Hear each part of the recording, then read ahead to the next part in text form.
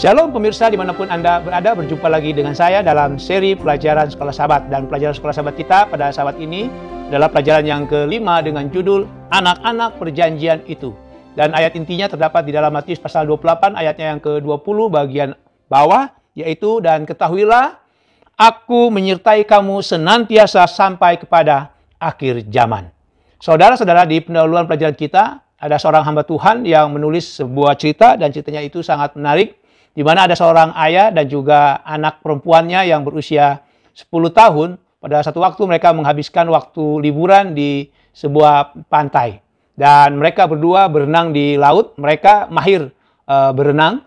Tetapi saudara-saudara, ketika ayahnya sadar bahwa mereka telah dibawa arus hingga ke tengah laut, berkatalah sang ayah kepada anaknya, "Mary, ayah akan ke pantai untuk meminta pertolongan.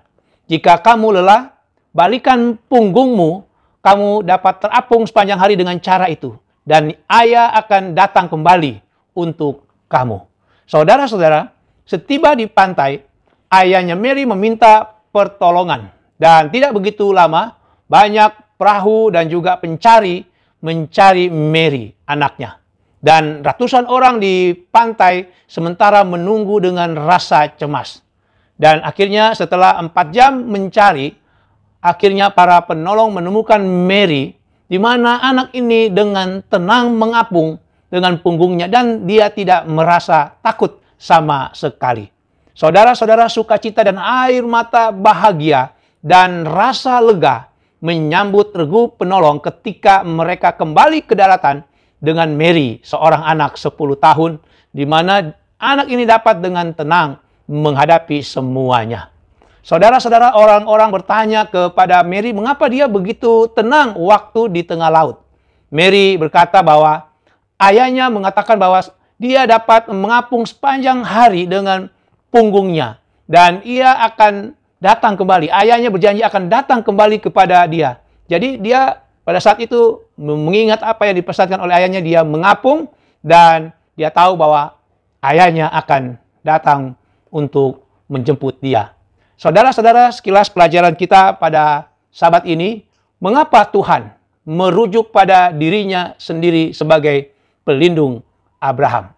Bagaimana seluruh bangsa di muka bumi diberkati melalui Abraham? Apakah yang terbesar dari janji-janji perjanjian itu? Saudara-saudara, sebelum kita lanjut pelajaran kita, mari kita tunduk kepala, kita berdoa. Bapa di surga, pada saat ini kembali kami akan mempelajari akan kebenaran firman Tuhan melalui pelajaran Sekolah Sahabat. Bapa, biarlah Engkau menolong kami dengan urapan kuasa Roh-Mu yang kudus, sehingga kami boleh dapat mengerti maksud Tuhan di dalam ataupun melalui pelajaran ini. Terima kasih Bapa, di dalam nama Tuhan Yesus. Amin. Pelajaran yang pertama, pelajaran hari Minggu dengan judul Perisaimu. Saudara-saudara, di dalam Kejadian pasal 15 ayatnya yang pertama, di situ dikatakan, kemudian datanglah firman Tuhan kepada Abram dalam satu penglihatan. Janganlah takut Abram, akulah perisaimu, upamu akan sangat besar. Saudara-saudara, mengapa Tuhan mengatakan kepada Abraham jangan takut? Apa yang akan ditakutkan oleh Abraham? Lalu saudara-saudara, ada kalimat yang menarik di sini.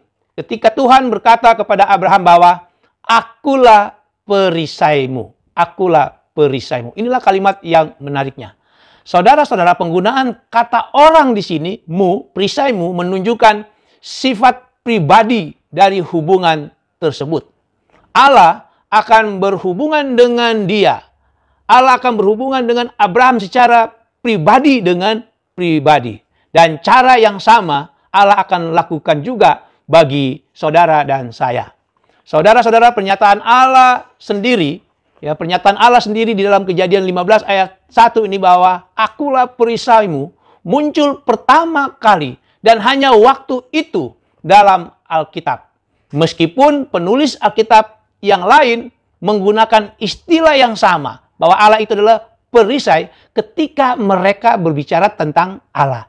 Jadi maksudnya saudara-saudara beda. Kalau di dalam Kejadian pasal 15 ayat 1, ini Allah sendiri yang mengatakan dirinya adalah perisai. Sedangkan penulis-penulis yang lain menyatakan bahwa Allah itu adalah perisai. Dan saudara-saudara, Allah menggunakan istilah tersebut untuk menyatakan kehendaknya. Apa artinya ketika Allah menyebut dirinya sebagai perisai bagi seseorang? Apakah ini berarti bahwa tidak ada bahaya fisik yang akan datang? Dan dalam cara bagaimana Allah itu adalah perisai? Dapatkah kita menuntut janji itu untuk kita sendiri? Bagaimanakah kita mengerti gambaran ini? Saudara-saudara, seorang hamba Tuhan di dalam bukunya Son and Daughter of God, halaman 77, di situ hamba Tuhan ini mengatakan, Kristus tidak memiliki minat yang biasa-biasa saja pada kita, melainkan minat yang luar biasa, yang lebih kuat daripada seorang ibu kepada anaknya.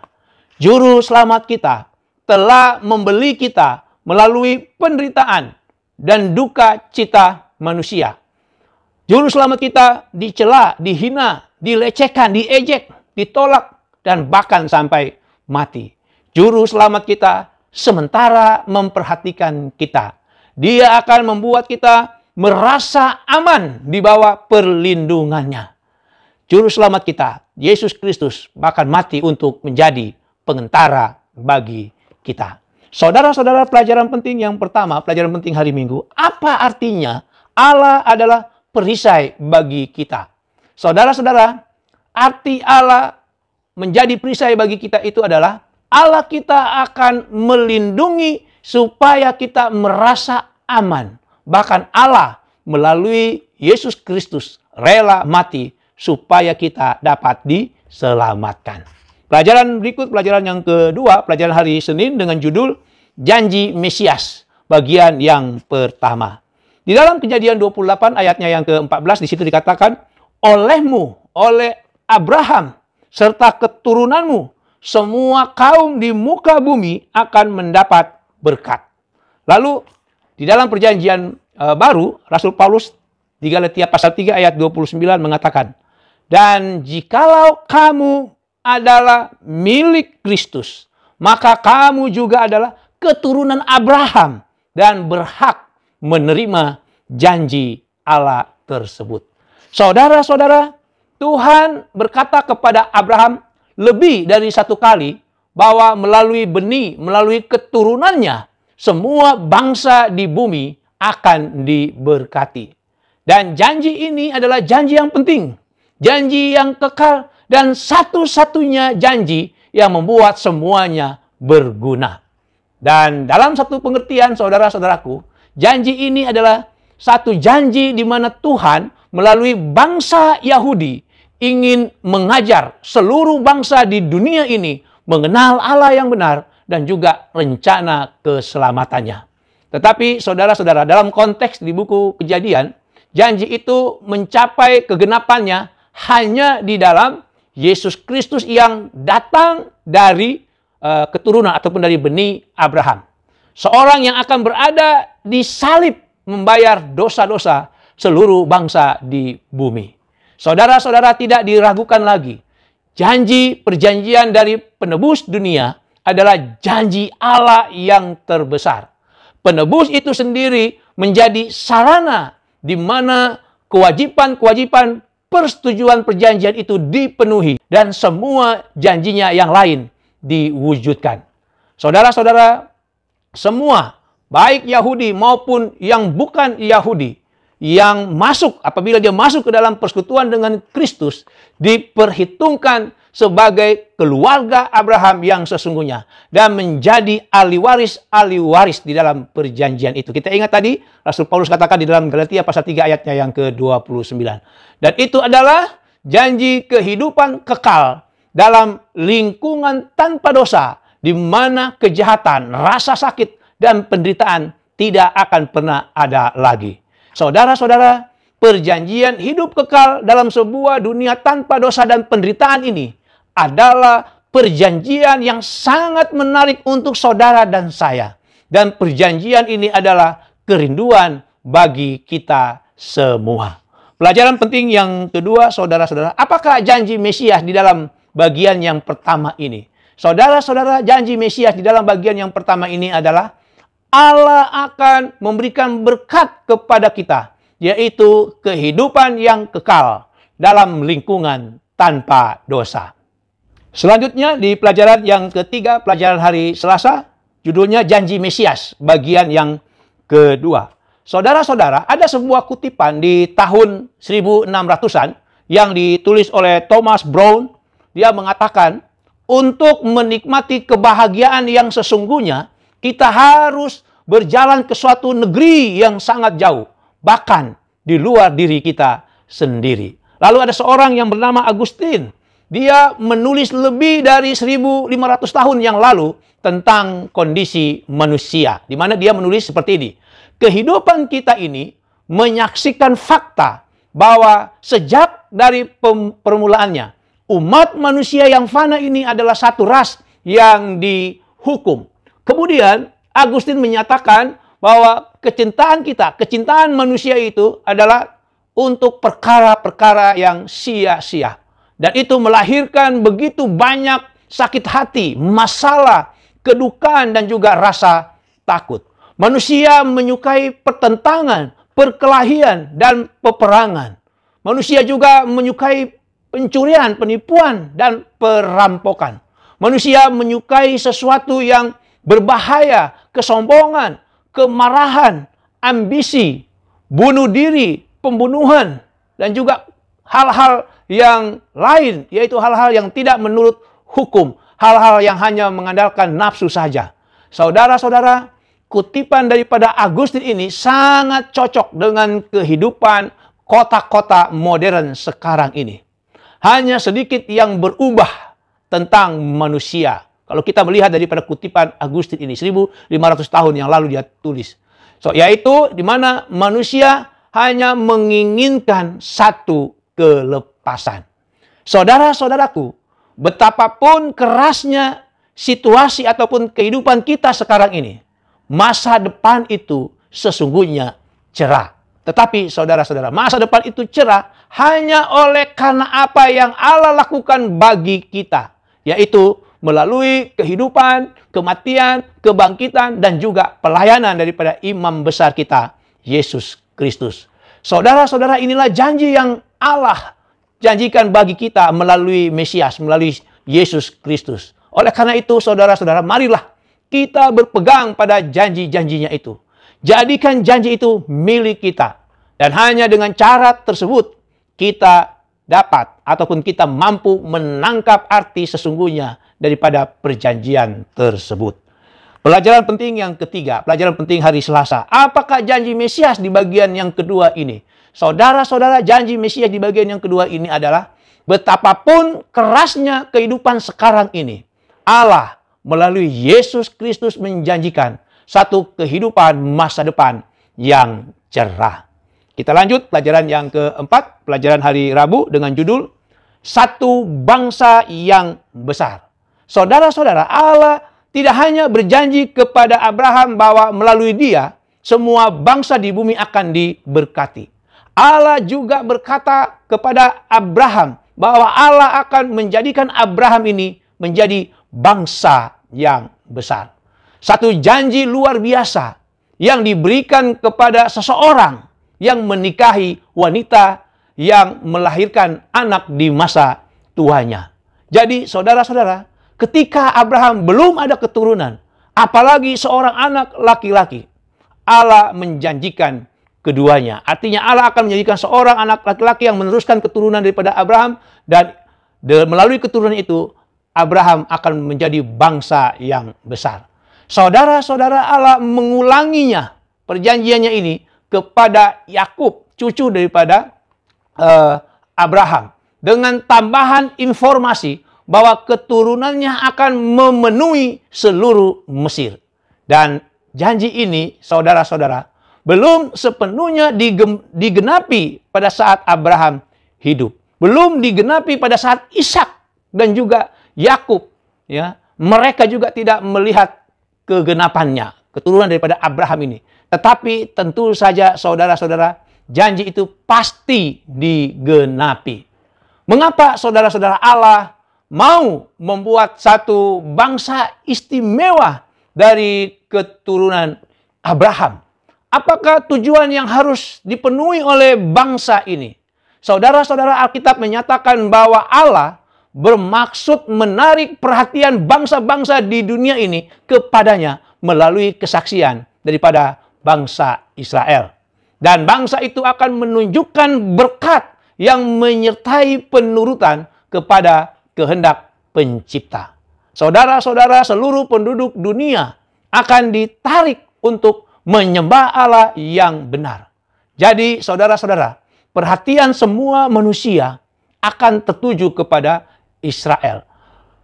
Mata dunia akan tertuju kepada Allah daripada bangsa Israel. Mata dunia akan tertuju kepada Mesias, juru selamat dunia yang nyata di tengah-tengah daripada bangsa Israel.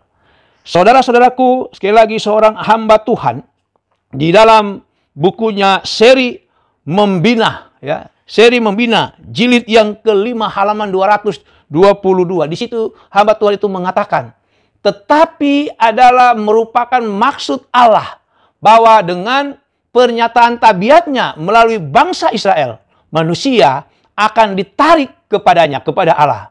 Undangan Injil harus disampaikan ke seluruh dunia melalui pengajaran dari hal upacara persembahan korban. Kristus harus ditinggikan di hadapan bangsa-bangsa dan semua orang akan memandang kepadanya, akan memperoleh hidup yang kekal. Saudara-saudara, apa yang Allah telah lakukan melalui bangsa Israel, apa yang Allah ingin lakukan melalui orang Israel, Allah ingin juga lakukan kepada saudara dan saya. Allah juga ingin lakukan melalui saudara dan saya. Orang-orang ataupun dunia ini ditarik untuk mengenal Allah. Allah ingin saudara dan saya juga melakukan hal tersebut. Pelajaran penting yang keempat, pelajaran penting hari Rabu. Mengapa Allah mau membuat satu bangsa yang besar dari keturunan Abraham?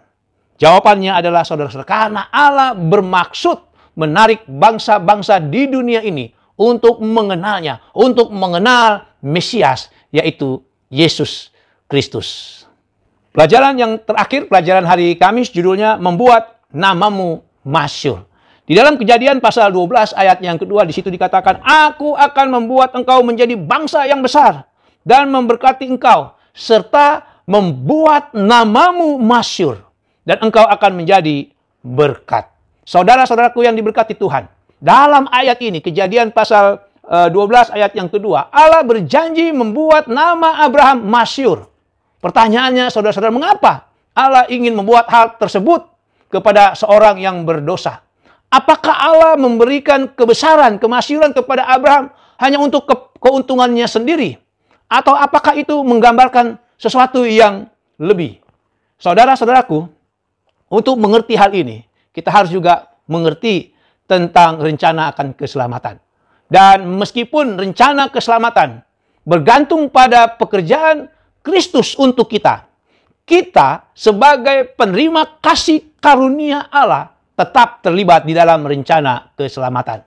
Dan kita, saudara dan saya, memiliki peran untuk dilakukan di dalam rencana keselamatan tersebut. Dan itu adalah sesuatu yang penting. Peran kita juga itu adalah sesuatu yang penting.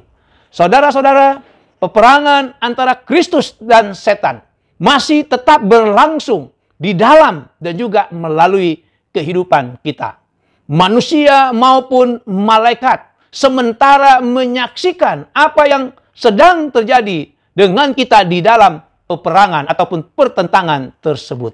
Jadi saudara-saudara, siapapun kita, apa yang kita katakan, apa yang kita lakukan, memiliki implikasi, memiliki hubungan yang terlibat langsung ke seluruh alam semesta. Saudara-saudara, melalui kata-kata, tindakan, sikap kita, kita dapat membawa kemuliaan bagi nama Allah yang telah mengerjakan begitu banyak untuk kita, ya, di dalam rencana keselamatan itu. Dan melalui kata-kata dan tindakan kita, sikap kita, apakah kita mempermalukan Dia dan mempermalukan namanya. Jadi saudara-saudara, ketika Allah berkata kepada Abraham bahwa Allah akan membuat nama Abraham masyhur. Allah tidak mengatakannya dengan cara yang seperti dunia bicarakan untuk seseorang menjadi termasyhur, untuk menjadi seorang yang terkenal. Apa yang membuat nama seseorang masyhur di mata Allah adalah karakter, imannya, penurutan, kerendahan hati, dan juga kasih seseorang kepada yang lain. Saya mau ulangi saudara-saudara, apa yang membuat seseorang, nama seseorang masyhur di mata Tuhan. Jadi yang perlu digarisbawahi di sini adalah bahwa nama kita ini masyhur di mata Tuhan, bukan masyhur di mata dunia. Jadi saudara-saudaraku, pelajaran penting yang terakhir. Nama masyhur bagaimanakah yang dijanjikan Allah kepada Abraham dan juga saudara dan saya? Nama masyhur yang Allah janjikan adalah Allah ingin menjadikan Abraham, Allah ingin menjadikan saudara dan saya memiliki karakter yang memuliakan Allah. Sehingga nama Abraham, sehingga nama saudara dan saya masyhur di mata Tuhan, di mata Allah. Saudara-saudara, inilah pelajaran kita pada Sabat ini. Kiranya Tuhan memberkati kita semua. Mari kita tunduk kepala, kita berdoa. Bapa di surga, terima kasih atas janji yang begitu luar biasa. Janji yang mengangkat harkat dan martabat kami. Dan janji ini membuat nama kami masyhur di mata Tuhan. Bapa, biarlah dengan pertolongan kuasa Roh Tuhan yang kudus itu, maka kami boleh dapat turut serta terlibat di dalam perjanjian ini. Melalui kuasa daripada Roh yang kudus, maka kami boleh masyhur di mata Tuhan. Oleh karena tindakan kami, perkataan kami, sikap kami adalah hanya untuk memuliakan nama Tuhan. Bapa di surga, berkati kami semua. Memberkati setiap pemirsa dimanapun mereka berada. Inilah seru doa kami Bapa. Ampuni kami dari dosa dan pelanggaran kami. Doa ini kami persembahkan hanya di dalam satu nama yang indah. Nama Yesus Tuhan dan Juru Selamat kami. Amin.